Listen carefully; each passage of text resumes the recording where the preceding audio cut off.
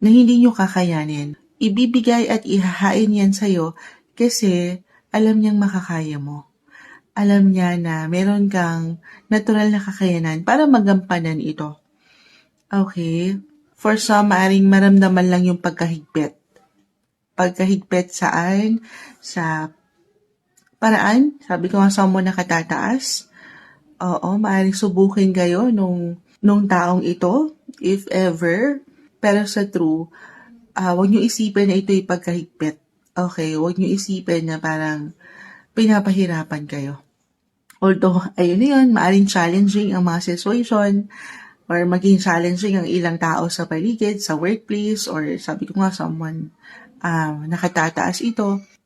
It's okay. It's okay, Cancer, to pause, to recharge your energy, pahinga, the strength card, the sun, kasi baka higit na ma-occupy yung inyong mga isipan or pagkatao sa trabaho sa mga susunod na buwang ito.